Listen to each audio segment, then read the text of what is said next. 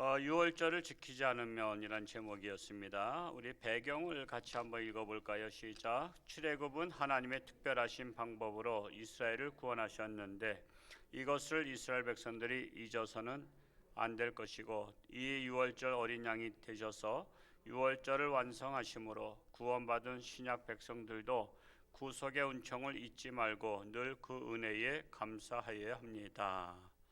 묵상을 들어보겠습니다. 1번 같이 읽어볼까요? 시작. 하나님은 출애굽하여 1년이 지난 그 유월절을 지키라고 명령하시면서 만일 그 명령을 지키지 않으면 구원 백성의 공동체에서 끊겨질 것이라고 하셨습니다. 그만큼 하나님은 구속받은 은혜를 잊지 말라고 하십니다. 나는 과연 얼마나 느끼고 있습니까? 라고 했는데 유월절은 뭡니까? 죽을 수밖에 없었던 이스라엘 백성들, 그 장자가 죽을 수밖에 없었는데 그 애굽 백성들은 장자가 다 죽었잖아요. 가축까지 다 죽었습니다.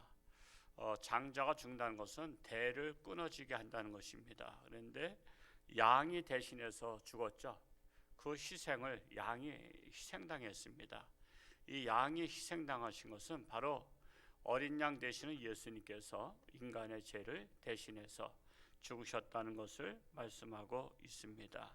그래서 우리가 유월절 그러면 양을 통해서 이스라엘 백성들이 살아난 것처럼 예수님을 통해서 우리가 산 것을 기억하는 날이라고 할 수가 있습니다. 2번을 읽어보겠습니다. 시작. 드디어 성막이 완성되고 드디어 구름 기둥이 움직여 이스라엘은 구름 기둥을 따라 약속의 땅을 행진하게 되었습니다. 오직 구름 기둥만 바라보며 가고 서는 행진을 하였고 모세가 아니라 언약궤가 그들의 길을 인도하였습니다. 나는 모세처럼 출발할 때나 머무를 때 기도하고 있습니까? 했습니다.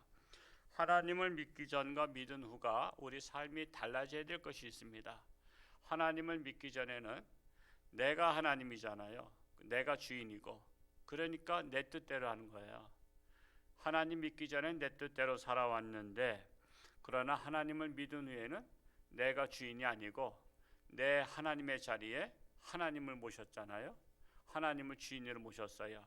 그러면은 이제는 하나님 뜻대로 사는 겁니다. 우리 복음성가 중에 주님 뜻대로 살기로 했네, 주님 뜻대로 살기로 했네, 그 찬양이 있지 않습니까? 그래서 이제는 주님을 믿는 것은 내 뜻대로가 아니라 주님 뜻대로 산다라는 것입니다. 뿐만 아니라 언약궤가 그들의 길을 인도했다고 했습니다. 모세가 인도한 게 아닙니다. 모세는 언약궤만 바라보고 언약궤가 가는 대로 또 구름 기둥이 있는 곳으로 향해서 항상 목표 설정, 하나님께서 목표 설정을 해주셨어요. 그 길을 따라서 가셨고 언약궤를 앞장서서 갔다는 것은 언약궤가 뭐죠? 언약의 말씀, 십계명을 말씀하고 있고요. 하나님께서 하신 말씀을 들어 있잖아요. 그러니까 모세는 뭘 따라갔다는 거예요? 말씀을 따라갔다는 거예요. 말씀을 따라. 우리 인생길은 말씀을 따라가는 겁니다. 어떤 말씀? 하나님의 말씀. 그래서 하나님의 말씀이 우리 인생의 나침반과 같습니다. 바닷가에서 동서남북을 모르고 목적지 방향을 모를 때 나침반에 몇 도를 향해서 가잖아요. 그러면 나침반 보고서는 하루 이틀이고 망망대해를 가는 것 같지만 나침반이 인도한 대로 가면은 목적지가 나오잖아요. 그것처럼 우리는 목적지를 잘 몰라도 나침반과 같은 하나님의 말씀을 따라가면 결국 우리 인생의 목적지를 제대로 갈 수 있다라는 사실입니다. 3번을 읽어보겠습니다. 시작. 자, 이스라엘의 여정은 무척 쉬울 것 같습니다. 왜냐하면 구름 기둥에 따라 순종하기만 하면 되기 때문입니다. 그러나 인간의 탐욕이 노예 군성을 버리지 못하고 원망하고 불평하다가 진노를 받고 맙니다. 또한 지도자를 향한 미리암과 비판과 비방으로 하나님이 진노하셨습니다. 나는 과연 순종의 사람입니까? 했어요. 여러분 인생길 살아보지만 쉬운 듯 하지만 어렵죠. 쉬운 듯 하지만 어려워요. 다른 것들은요 경험이 많을수록 쉽죠. 컴퓨터 하시는 분 경험이 많을수록 쉬워요. 그리고 자동차도 경험이 많을수록 운전이 쉬워요. 근데 인생은 살면 살수록 쉬워요, 어려워요? 어려워요. 인생은 그거 참 희한해요. 인생은 몇십 년 살수록 7, 80세 되신 분이 인생을 가장 풍요롭게 살아야 되잖아요. 넉넉하게 살아야 되고 행복하게 살아야 되는데 고달픈 인생이잖아요. 왜 그래? 왜 그렇죠? 그만큼 내 뜻대로 살아와서 그래요. 결과가 그냥 고집불통으로 살아오면요 노년에 고생 많이 하셔요. 그러니까 젊어서부터 주님 뜻대로 사는 훈련이 되어야 합니다. 하나님이 제시하는 길은 참으로 험한 길 같아요. 마태복음에 그랬죠. 좁은 길로 가라 그랬죠. 근데 좁은 길로 가면 험할 것 같고 인생길이 힘들 것 같아. 그 좁은 길로 가기가 싫은 거야. 그러니까 많은 사람들이 어느 길로 가요? 넓은 길로 가. 넓은 길로 가면 쉬울 것 같은 거야. 그래서 자꾸만 많은 사람이 가는 길로 가. 많은 사람이 가는 길로 가지만 그 길은 멸망의 길이라고 했습니다.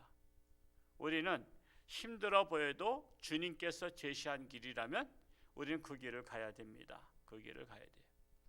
6.25 전쟁 때 피난을 가는데 신장로라 그러죠. 그 당시에는 이 도로, 지금은 신장로 소리 잘 안 쓰죠.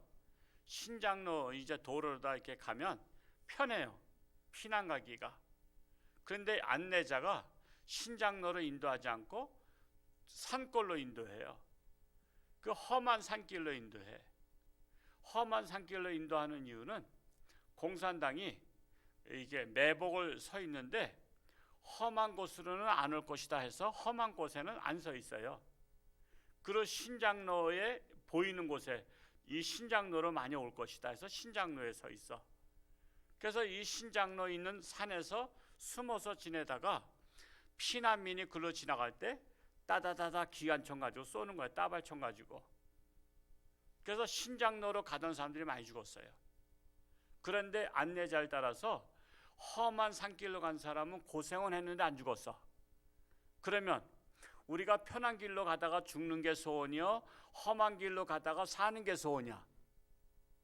피난 길을 가는 목적은 살려고 가는 거예요? 죽으려고 가는 거예요? 살려고 가는 거잖아요. 살려고 가는 목표가 있으면 편한 길로 가다가 죽는 것이 아니라 험한 길로 가다가 사는 것이잖아요. 그것처럼 우리 인생길이 그래요.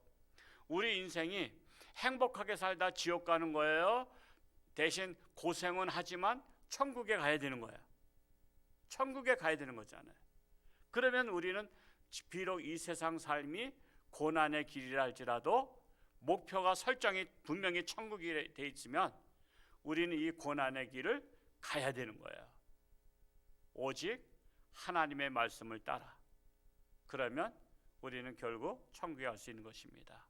그래서 우리 인생길은 정말 하나님의 말씀에 순종하며 가는 길이 정말 우리가 사는 길이라는 것입니다. 자, 그래서 내가 선택한 넓은 길이 때로는 고난의 길이 될 수도 있다는 사실입니다. 우리 한 구절 읽어보겠습니다. 오늘 말씀을 읽으면서 마음에 와 닿는 말씀 한 구절을 적고 되뇌어 봅시다. 저는 12장 3절 말씀을 적었어요. 12장 3절 말씀 한번 같이 읽어볼까요? 시작. 이 사람 모세는 온유함이 지면에 모든 사람보다 더하더라. 온유함이 모든 사람보다 더하더라. 여러분, 온유해진다는 것은요, 부드럽다는 거 아니에요? 저 사람 성격이 참 모나, 개팍해. 그것은 까탈스럽다는 거 아니에요? 근데 강돌은요, 이 강돌 보면은 이 강원도 이 골짜기에 있는 강돌들 보면 반질반질한 돌이 많아요. 특히 한탄강에. 그 대한수도원에 그 전진 원장님 살아계실 때 그분이 그 성전을 지을 때 그 성전 벽을 강돌을 가지고 졌어요. 강돌. 물론 기본적인 기둥은 있었지만 기둥과 기둥 사이에는 강돌을 올렸어요. 그런데 그 강돌의 의미를 설명하시더라고. 이 의미를 설명하는데 이 강돌이 되기까지에는 이게 산속에 위에 있었던 이게 모난 돌이었다 이거예요. 근데 모난 돌이 폭풍이 몰아치고 그냥 장마비가 오면서 씻겨 내려가면서 내려갈 때 이 돌과 저 돌과 부딪히면서 모난 부분들이 계속 깎였다 이거예요. 이게 모난 부분들이 몇백 년 동안 깎이면서 이게 강에 내려왔을 때는 이미 반질반질한 돌이 됐다는 거예요.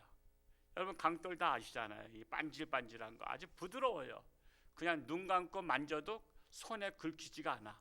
워낙 모난 부분들을 다 그냥 깎아놨기 때문에. 그래서 이 다 깎아진 돌로다가 성전을 쌓아야 된다는 그 설교의 말씀을 듣고 제가 은혜 받았어요. 그리고 대한수도원 우리 한번 갈 수 있는 기회가 있으면 가겠습니다. 거기가 그 둘레길이 그 있고 그 뭐라 그러죠? 잔도길 있어요. 이 강 옆에 절벽에 이게 한번 가볼만 해요. 그것이 있는데 하여튼 우리가 이 온유함이라는 것은 사람이 모난 사람들, 그냥 돌 울퉁불퉁한 돌과 같은 마음을 갖고 있는 사람들이 사람들하고 부딪히면서 깎이는 겁니다. 여러분 부딪히는 사람, 나를 깎아주는 사람이에요. 그 사람이 나하고 안 부딪히면 내가 안 깎여요. 그러면은 모난 돌로 살아가야 돼요. 그러니까 여러분하고 부딪히는 분을 스파링 파트너로 봐야 돼요. 고마워요, 안 고마워요? 여러분 부딪히는 분 고마운데 왜 자꾸만 피해요? 피하면 안 깎여요. 내가 그 사람 때문에 내가 온유한 사람이 된다니까. 근데 우리 사람들은요 생각이 짧다 보니까 누가 나를 계속 부딪히고 그러면 자꾸만 피해. 그리고 안 만날라 그래. 심지어 교회도 옮기고 막 그냥 그런단 말이야. 그러지 말라 이거예요. 그 사람들이 나를 깎아주는 사람이에요. 나를 온유한 인격자로 만드는 사람이에요. 그러면 그 사람들이 나하고 부딪히고 내가 막 아팠어. 여러분 깎일 때 아픈 거 아시죠?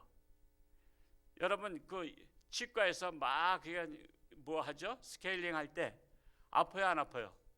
아파요. 이게 잘못 건드리면 막 피도 나고 막 그러잖아요. 근데 아프지만은 깨끗해진 것처럼 여러분 나랑 부딪힌 사람들이 나를 아프게 했지만 그 아픈 것 때문에 내가 온유한 사람으로 성숙한 크리스찬이 됐단 말이에요. 그러면 그 사람한테 고맙다고, 당신 나하고 부딪히냐고, 내 마음을 많이 깎아줘서 내 성질 많이 죽었다고, 당신 때문에 내 성질 많이 죽었는데 내가 밥 한 끼 사겠다고. 이 정도 되면 될까 안 될까? 앞으로 어떻게 하겠어요? 지금까지 몰라서 오늘 설교 말씀을 진작 들었어야 되는 건데 오늘 들었으니까 오늘 이후라도 이제는 누군가가 나하고 부딪히면 그 사람 욕하고 비난하고 못됐다 그러지 말고 나를 깎아주는 사람이었구나, 나의 모난 성격을 깎아주는 사람으로 스파링 파트너로 하나님께서 보낸 천사구나, 이렇게 생각하면 모세와 같이, 모세가 얼마나 비난 많이 받았어요. 그 수많은 비난을 받고 온유한 사람이 된 거예요. 왜? 다 깎여서. 그래서 이 말씀이 마음에 와 닿았습니다. 자, 적용. 말씀을 묵상하면서 삶에 적용할 것과 실제적으로 행동에 옮길 것을 구체적으로 적어 봅시다. 민수기 12장 13절을 적었습니다. 12장 13절을 같이 한번 읽어볼까요? 시작. 모세가 여호와께 부르짖어 이르되 하나님이여 원하건대 그를 고쳐 주옵소서. 이게 무슨 말이냐면 모세의 누나 미리암과 형이 아론이 모세를 시기 질투하며 하나님이 너한테만 말했냐 그러면서 또 이게 막 비난을 했잖아요.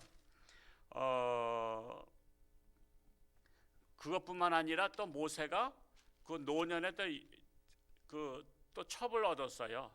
근데 지금 같으면 지금 첩을 얻으면 말도 안 되지만 또 그 당시 풍습은 또 그랬단 말이에요. 또 도리어 첩을 부인이 권장하잖아요. 그 라헬이 야곱에게 자기 아기 못 나니까 내 몸종하고 해서 아기 나라고 드밀잖아요. 그때 또 레아가 또 자기 나는 몸종 없는 줄 알아. 그것도 먼저 드밀잖아요. 지금 같아서 있을 수 없는 일인데 그 당시 문화 풍습이 그렇다는 것을 그냥 그 당시를 이해하셔야 돼요. 이걸 지금 우리가 정지하고 그러면 그건 한이 없어요. 그것처럼 모세가 구수여인을 취했잖아요.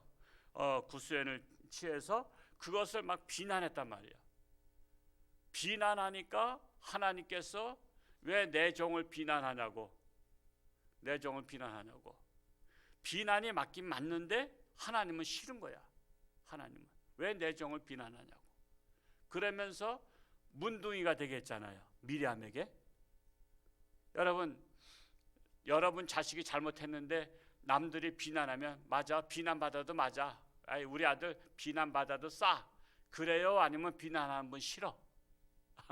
비난하는 분 싫잖아. 그게 부모의 마음이고 하나님의 마음이야. 비록 내 자식이 잘못했어도 비난하면 그거 싫어요. 마찬가지예요. 뭐 저도 최선 다해서 잘못하지 않으려고 노력하지만 그럼에도 불구하고 살다 보면 잘못할 때 있잖아요. 그럴 때 여러분 비난하는 자가 되겠어요? 그러면 하나님이 싫어하셔요. 하나님이. 그래서 하나님의 종들은 하나님께 맡기는 거예요. 그래서 하여튼 뭐 그렇다고 해서 제가 여러분이 이제 앞으로 비난하지 말라 제가 내가 안심하고 내가 잘못을 저지를 건 아니야, 그죠? 그러나 최선을 다해서 잘못을 저지르지 않으려고, 저도 실수하지 않으려고 노력은 하지만 그럼에도 불구하고 잘못을 저질렀을 때는 비난하는 자로 서지 말라 이거예요. 그러니까 미리암이 비난했어요. 괜히 비난한 사람 누가 좋아할 사람 있어요? 솔직히 여러분 잘못했어도 비난하면 나 비난받아도 싸, 그렇게 말해요? 아니면 비난하는 사람 싫어요? 당연히 싫어요. 근데 모세는 비난했던 미리암이 문둥병에 걸렸어. 그러면 나 비난했다가 잘 걸렸다고 그거 쌤통이다 말할 수 있잖아. 근데 모세는 비난했던 그를 위해서 뭐 했다래? 12장 13절에 원하건대, 하나님이여 원하건대 그를 고쳐 주옵소서. 나를 비난했던 자를 위해서 기도한 거예요. 그의 병을 고쳐 주옵소서. 여러분 이게 쉬워요, 어려워요? 쉬운 건 아닙니다. 어렵습니다. 예수님께서 원수를 사랑하라는 것이 쉬워요, 어려워요? 어려워. 그래서 기독교는 진짜 그리스도인은 많지 않은 거야. 진짜 그리스도인들도 원수가 많이 있다는 것은 그만큼 그리스도인으로서 좀 약간 격이 떨어지는 거야. 우리의 격은 원수까지도 사랑하는 데 이르러야 진짜 그리스도인이라고 말할 수가 있습니다. 하여튼 이랬든 저랬든 오늘 새벽에 오신 분들은 진짜 그리스도인으로 발돋움할 수 있기를 축복합니다. 자, 감사하는 성도는 더욱더 풍성한 삶을 살게 됩니다. 오늘 하루를 돌아보며 한 줄로 감사를 적어봅시다. 뭐 오늘은 이제 시작이고요. 뭐 하여튼 오늘 새벽까지 저는 구약성경 말라기까지 오늘 새벽에 다 읽어서 감사하고요. 이제 남은 12일, 2월 달이 12일인데 신약성경을 계산해 보니까 하루에 35페이지씩 읽어야 신약을 다 읽어요. 한 30페이지씩 읽다가 조금 더 분발해야 되겠구나 생각을 했고, 어제는 종일 신방하면서 정말 이번에 하나님께서 마음을 나누는 신방을 할 수 있도록 해주셔서 얼마나 감사한지 몰라요. 우리 성도님들이 마음을 열고 있는 그대로 이렇게 상담을 할 때 정말 가족과 같고요. 정말 우리 홍천중앙교회는 공동체다라는 생각을 갖게 되었습니다. 글로 쓰는 기도는 영원히 보존되는 기도입니다. 한 줄에 마음을 담아 기도를 주님께 올려봅시다. 모세와 같이 내 백성을 무사히 이끌고 가는 지도자가 되게 하소서라고 기도를 적어봤습니다. 기도하겠습니다. 할렐루야. 고맙고 감사하신 아버지 하나님, 오늘도 새날 주시고 하나님의 말씀으로 새롭게 깨닫게 하시니 감사합니다. 우리의 인생길을 하나님의 말씀을 따라 순종하며 나아가는 우리들 되기를 원합니다. 비록 눈앞에 인도하는 길이 험한 길일지라도 좁은 길일지라도 하나님께서 명하시면 순종하고 나아가는 저희들 되게 하여 주옵소서. 코로나19로 인해서 고통 속에 있는 사랑하는 교우들도 있습니다.